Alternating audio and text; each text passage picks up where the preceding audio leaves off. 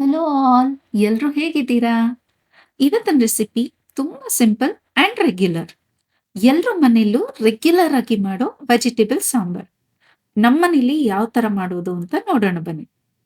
First vegetable ಸಾಂಬಾರ್ಗೆ ತೊಗರಿ ಬೇಳೆನ ಚೆನ್ನಾಗಿ ತೊಳೆದು ಒಂದು ಅರ್ಧ ಗಂಟೆ ನೆನೆಸ್ಕೊಂತಾ ಇದ್ದೀನಿ.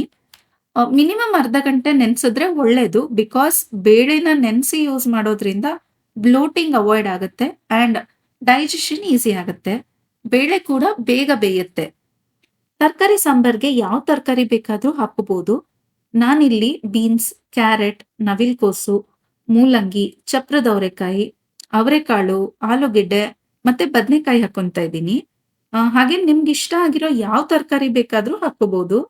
ಹಾಗಲಕಾಯಿ, ಬೆಂಡೆಕಾಯಿ ಎರಡನ್ನ ಬಿಟ್ಟು. ಬಿಕಾಸ್ ಹಾಗಲಕಾಯಿ ಎಲ್ರಿಗೂ ಗೊತ್ತು ಕಹಿ ಬಂದ್ಬಿಡುತ್ತೆ ಅಂಡ್ ಬೆಂಡೆಕಾಯಿ ಸ್ವಲ್ಪ ಲೋಳೆ ಬಿಟ್ಕೊಳ್ಳುತ್ತೆ ಅಂತ ಹಾಕಲ್ಲ. ಸೊ ಎಲ್ಲಾ ತರಕಾರಿ ಜೊತೆ ನೆನ್ಸಿರೋ ಬೇಳೆನ ಹಾಕೊಂಡು ಸಾಂಬಾರ್ಗೆ ಎಷ್ಟು ಬೇಕೋ ಅಷ್ಟು ನೀರ್ ಹಾಕೊಂಡು ಒಂದು 4 ಟೊಮೆಟೊನ ಮೀಡಿಯಂ ಸೈಜ್ ಕಟ್ ಮಾಡ್ಕೊಂಡಿದೀನಿ. ಅದನ್ನ ಹಾಕೊಂಡಿದೀನಿ.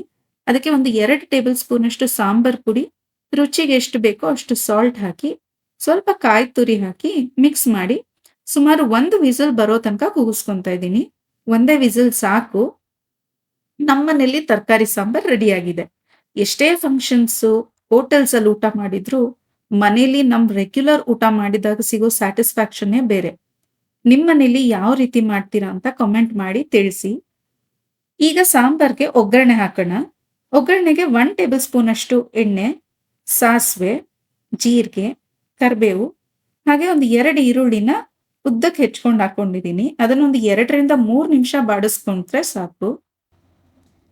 ಈಗ ಈ ಒಗ್ಗರಣೆನ ಸಾಂಬಾರ್ಗೆ ಮಿಕ್ಸ್ ಮಾಡಿ ಸ್ವಲ್ಪ ಕೊತ್ತಂಬರಿ ಸೊಪ್ಪು ಹಾಕಿದ್ರೆ ಆಯ್ತು. ಮುದ್ದೆ ಜೊತೆ, ರೈಸ್ ಜೊತೆ ಚಪ್ಪರಿಸ್ಕೊಂಡು ತಿನ್ಬೋದು. ನಿಮ್ಗೇನಾದ್ರೂ ಈ ಸಿಂಪಲ್ ರೆಸಿಪಿ ಇಷ್ಟ ಆದ್ರೆ ಖಂಡಿತ ಒಂದು ಲೈಕ್ ಕೊಡಿ. ಅಂಡ್ ನಿಮ್ಗೇನಾದ್ರೂ ನಾನು ಯಾವ್ದಾದ್ರೂ ರೆಸಿಪಿ ಮಾಡ್ಬೇಕು ಅಂತ ರಿಕ್ವೆಸ್ಟ್ ಇದ್ರೆ ಕಾಮೆಂಟ್ ಮಾಡಿ ತಿಳಿಸಿ. I will definitely try to do it. ಇದೇ ತರ ಇನ್ನೂ ಹೆಚ್ಚು ರೆಸಿಪೀಸ್ಗೆ ನನ್ನ ಚಾನೆಲ್ನ ಸಬ್ಸ್ಕ್ರೈಬ್ ಮಾಡಿ ಅಂಡ್ ಥ್ಯಾಂಕ್ಸ್ ಫಾರ್ ವಾಚಿಂಗ್.